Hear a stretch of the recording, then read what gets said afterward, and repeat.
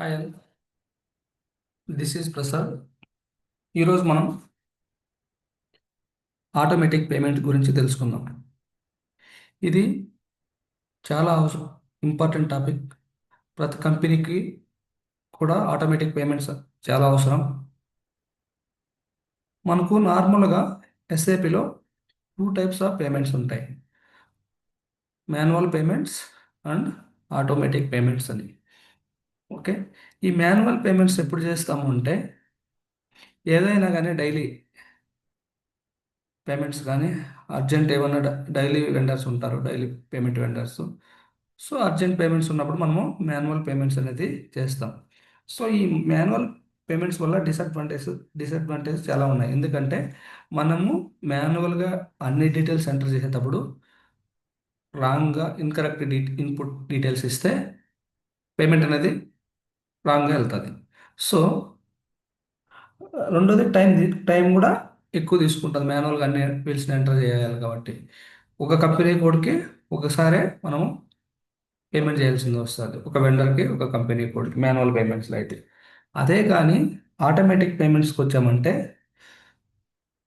ఈ ఆటోమేటిక్ పేమెంట్స్లో మనము మల్టిపుల్ కంపెనీ కోడ్స్కి మల్టిపుల్ పేమెంట్ మెథడ్స్ ఉన్న తర్వాత నెంబర్ ఆఫ్ వెండర్స్ ఉన్న నెంబర్ ఆఫ్ కస్టమర్స్ ఉన్న అట్ ఏ టైం మనం రన్ చేయొచ్చు. సో ఈ ఆటోమేటిక్ పేమెంట్స్ వల్ల మనకు అడ్వాంటేజెస్ ఏంటంటే మెయిన్ వచ్చి మనకి టైం అనేది సేవ్ అవుతుంది. ఇప్పుడు 10,000 ఇన్వాయిసెస్ ఉన్నాయనుకోండి ఎగ్జాంపుల్, మాన్యువల్ పేమెంట్ చేయాలంటే మనం it will take some time, right? So అదే ఆటోమేటిక్ పేమెంట్లో అయితే మనం వితిన్ 2-3 మినిట్స్లో ఆల్ 10,000 ఇన్వాయిస్ని కూడా క్లియర్ చేయొచ్చు, అంటే పేమెంట్ చేయొచ్చు. సో దానివల్ల మనకు చాలా టైం సేవ్ అవుతుంది కదా.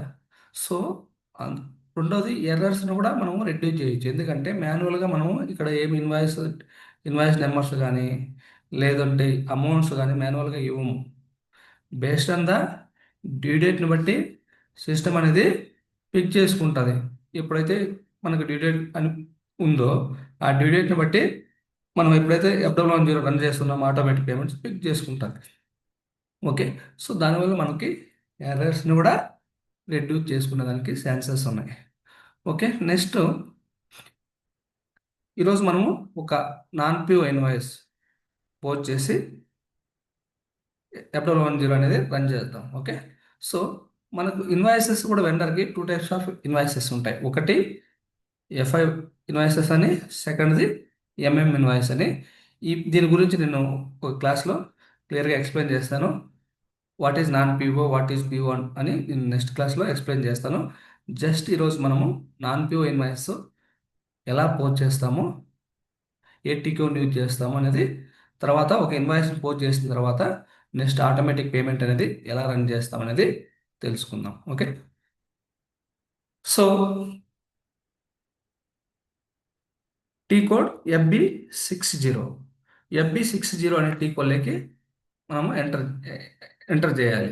సో ఇక్కడ FB60 టీ కోడ్ ఎంటర్ చేస్తారు. ఇట్లా మీకు పైన హెడర్ లెవెల్లో కంపెనీ కోడ్ కనిపిస్తుంది.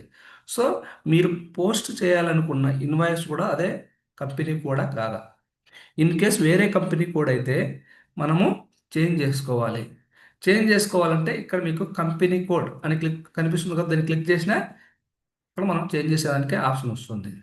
ఒకవేళ మీకు ఆ ఫీల్డ్ కనపడలేదు ఇక్కడ కంపెనీ కోడ్ అని, ఫంక్షన్ F7 ప్రెస్ చేసినా కానీ మీకు ఆ బాక్స్ అనేది వస్తుంది చేంజ్ చేసేదానికి. ఓకే, ఫస్ట్ మనము కంపెనీ కోడ్ అనేది చెక్ చేసుకోవాలి. నెక్స్ట్ ట్రాన్సాక్షన్ అని ఇక్కడ ఉంది కదా మనకి ట్రాన్సాక్షన్ అని. ఈ ట్రాన్సాక్షన్ దగ్గర మనకి ఇన్వాయిస్, క్రెడిట్ మెమో అని రెండు ఆప్షన్స్ ఉంటాయి. మీరు ఇన్వాయిస్ పోస్ట్ చేస్తుంటే ఇన్వాయిస్ అని సెలెక్ట్ చేయాలి, క్రెడిట్ మెమో పోస్ట్ చేస్తుంటే క్రెడిట్ మెమో సెలెక్ట్ చేయాలి. ఓకే, సో మనకి ఇక్కడ దీనిని ఏమంటారంటే ట్యాబ్స్ అంటాం: basic data, payments, details, tax, notes అని. సో ఈ బేసిక్ డేటా కింద మనకి ఏమేమి వస్తుందంటే వెండర్ అంటే వెండర్ నెంబర్ని ఎంటర్ చేయాలి. తర్వాత ఇన్వాయిస్లో ఉన్న ఇన్వాయిస్ డేట్ని ఎంటర్ చేస్తాం. నెక్స్ట్ ఏం చేయాలి, రెఫరెన్స్ అంటే ఇన్వాయిస్ నెంబర్ని ఎంటర్ చేయాలి. ఓకే, నెక్స్ట్ ఇక్కడ విత్ ట్యాక్స్తో కలిపి టోటల్ అమౌంట్ని ఇవ్వాలి. నాన్ పిఓ పోస్ట్ చేసేటప్పుడు ట్యాక్స్ అమౌంట్ కూడా మనమే మాన్యువల్గా ఎంటర్ చేస్తాం. నెక్స్ట్ ట్యాక్స్ కోడ్ని సెలెక్ట్ చేయాలి. ఇక్కడ జిఎల్ అని కనిపిస్తుంది కదా, ఇక్కడ జిఎల్లో మనం ఏ ఇన్వాయిస్ అయితే రెంట్ అయితే రెంట్, శాలరీ అయితే శాలరీ, లేదంటే ట్రాన్స్పోర్ట్ అయితే ట్రాన్స్పోర్ట్, ఏదైతే వచ్చిందో మనకి దాన్ని బట్టి మనము ఆ జిఎల్ అకౌంట్ ఇక్కడ ఇస్తాం. అమౌంట్ ఇన్ డాక్యుమెంట్ కరెన్సీ ఉంది కదా, ఇక్కడ వితౌట్ ట్యాక్స్ అమౌంట్ ఇస్తాం. వితౌట్ ట్యాక్స్ అమౌంట్ 2000 కాబట్టి ఇప్పుడు 2000 ఇస్తున్నాం. నెక్స్ట్ రియల్ టైం మనము కాస్ట్ సెంటర్ కానీ ఇంటర్నల్ ఆర్డర్ ఇచ్చారనుకోండి, ఇక్కడ ఎంటర్ చేయాలి. ఇది కాస్ట్ సెంటర్ ఫీల్డ్, ఇది internal order field. Okay, cost centre అయితే కాస్ట్ సెంటర్ని ఇక్కడ ఎంటర్ చేయాలి, ఇంటర్నల్ ఆర్డర్ అయితే ఇంటర్నల్ ఆర్డర్ని ఇక్కడ ఎంటర్ చేయాలి.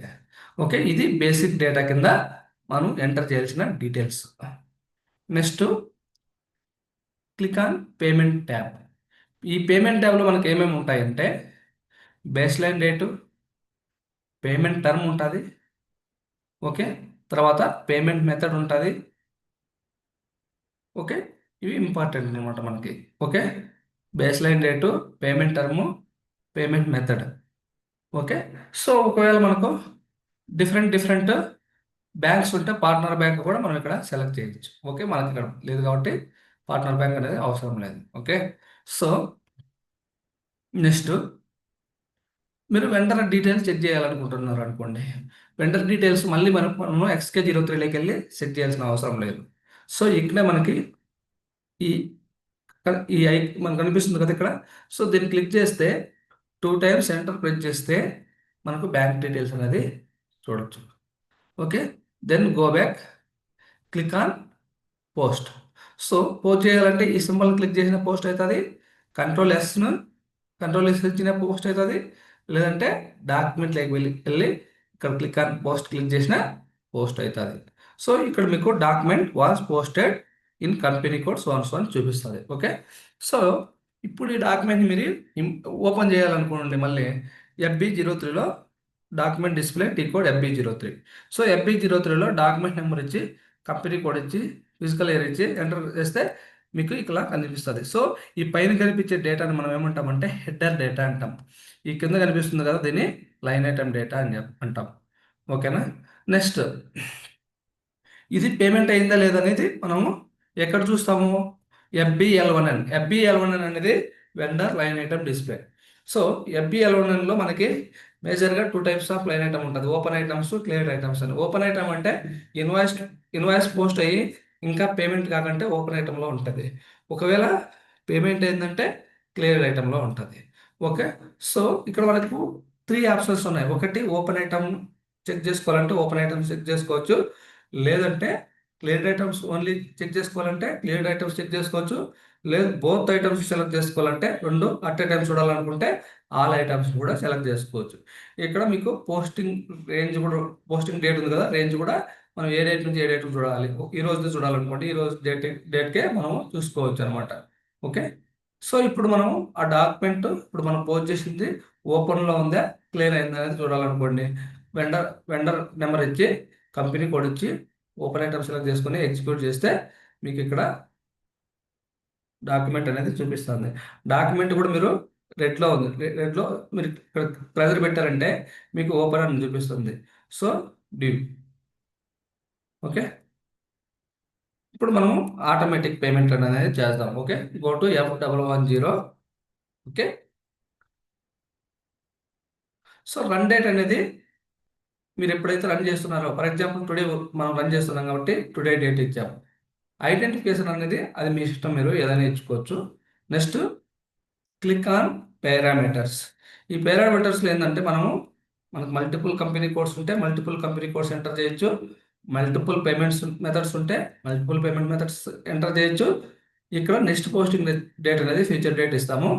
ఓకే, సో ఇక్కడ మనకు మల్టిపుల్ వెండర్స్ ఉన్నారనుకోండి, ఇక్కడికి వెళ్ళి మనకు ఇక్కడ అయినా ఎంటర్ చేస్తాం. 10 ఇక్కడ నెంబర్ ఆఫ్ వెండర్స్ ఉంటాయి. ఒకవేళ రేంజ్ ఇచ్చుకోవాలనుకోండి, ఇక్కడ సెలెక్ట్ రేంజ్ ఉంది కదా, ఇక్కడ రేంజ్లు ఇచ్చేస్తాం. Okay, so both customers and వెండర్స్కి ఇద్దరికి. Okay, next click on additional log. ఇక్కడ ఏంటంటే due date check, payment method selection, if not successful line item of the payment documents. So ఎందుకు ఇది మనం చెక్ బాక్స్ని సెలెక్ట్ చేస్తున్నామంటే ఒకవేళ మీరు ఆటోమేటిక్ పేమెంట్ రన్ చేసేటప్పుడు ఏదైనా కానీ మీకు ఎర్రర్ ఉంటే ఎగ్జాక్ట్ ఎర్రర్ని మనకి లాస్ట్లో చూపిస్తుంది. సో ఇవి మనం సెలెక్ట్ చేయకుంటే చూపించదు. Okay, click on status. Status click చేసినట్లు మీకు సేవ్ డేటా అని అడుగుతుంది. ఎస్. ఓకే, ఇప్పుడు పారామీటర్స్ స్టేటస్ ఏం చూపిస్తుంది మనకి? పారామీటర్స్ హ్యావ్ బీన్ ఎంటర్డ్ అని చూపిస్తుంది. నెక్స్ట్ ఏం చేయాలి? Click on proposal. Proposal click చేస్తానంటే మీకు ఇక్కడ ఒక చెక్ బాక్స్ కనిపిస్తుంది కదా, స్టార్ట్ ఇమీడియట్లీ అని, దాన్ని సెలెక్ట్ చేయాలి. Okay, then continue.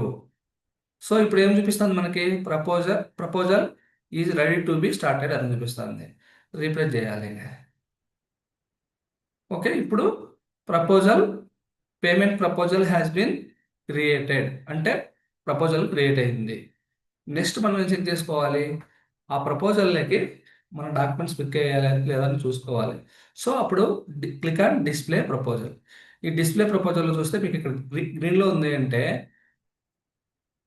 మనకి పిక్ అయ్యింది అని చెప్పి. ఒకవేళ ఎర్రర్స్ ఉంటే రెడ్లో చూపిస్తుంది. ఓకే, ఇప్పుడు మనకు ఆ డాక్యుమెంట్ అనేది పిక్ అయ్యింది, నో ఇష్యూ. నెక్స్ట్ ఏం చేయాలంటే, ఒకవేళ మీరు నెంబర్ ఆఫ్ ఇన్వాయిసెస్ ఉన్నాయనుకోండి, ఒక ఇన్వాయిస్ని కానీ ఒక వెండర్ని కానీ బ్లాక్ చేయాలంటే ఇక్కడ మనము పేమెంట్ రన్ చేయకముందు ప్రపోజల్లో బ్లాక్ చేయొచ్చు, పేమెంట్ కాకుండా. ఓకే, ఆ ఆప్షన్ కూడా మనకు ప్రపోజల్లో ఉంటుంది. Okay, next last step is payment run. Click on payment run.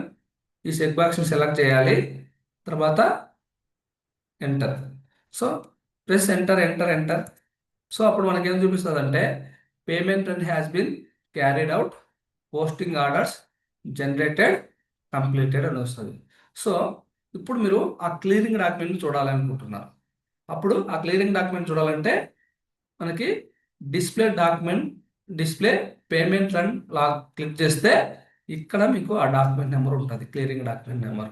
So ఇది clearing document, company code, payment method. ఇక్కడ మీకు పోస్టింగ్ కీస్ 25 అంటే డెబిట్, 50 అంటే క్రెడిట్. సో ఇది వెండర్ నెంబరు, ఇది bank account number. So vendor account data to bank అనేది entry కూడా మనకు పోస్ట్ అయింది. ఓకే, సో మీకు ఏదైనా డౌట్ ఉంటే కామెంట్ చేయండి. Okay, please subscribe our channel, share your friends and colleagues. Thank you.